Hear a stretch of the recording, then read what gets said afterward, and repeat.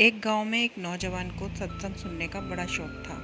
किसी से पता चला कि गांव के बाहर नदी के उस पार परम संत श्री तुलसीदास जी ने डेरा लगाया हुआ है और आज सायं 5 बजे उनका सत्संग है।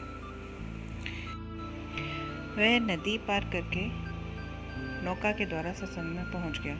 प्रेमी था, बड़े प्यार से सत्संग सुना और बड़ा आनंद आया। जब जाने लगा तो थोड़ा अंधेरा हो गया। देखा तूफान बहुत ज़्यादा था और बारिश के कारण नदी बड़े तूफान पर चल रही थी। अब जितनी नौका वाले मल्लाह थे सब डेरे में रुक गए। कोई नौका से आने जाने का साधन नहीं था।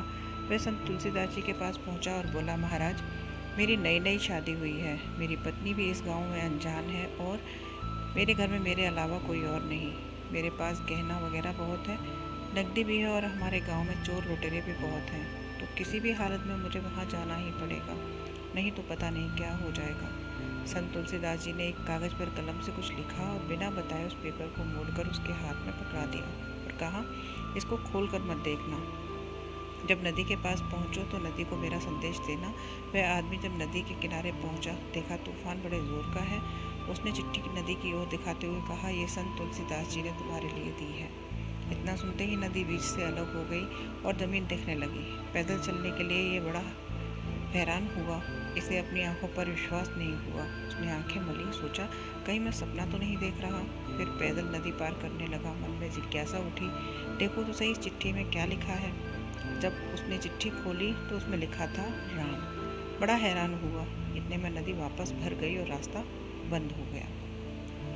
वह दौड़कर फिर वापस किनारे पर आ गया। उसी समय संत तुलसीदास जी के पास पहुंचा और संत तुलसीदास जी को सारी बात कहकर सुनाई। तो संत तुलसीदास जी ने कहा, भाई, मैंने तो पहले ही कहा था कि चिट्ठी को खोलकर नहीं देखना। उसी समय दूसरी चिट्ठी दी और कहा, इस चिट्ठी को खोलना नहीं और वैसे ही करना। वह बड़ा हैरान हुआ। संत तुलसीदास जी से पूछा, महाराज, चिट्ठी पर तो राम लिखा था, इसमें अलग क्या है?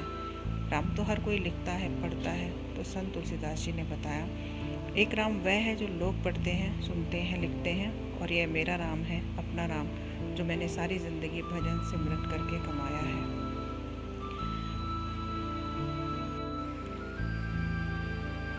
गुरु कहा करते हैं, ये जो संगत है मेरी फुलवारी है।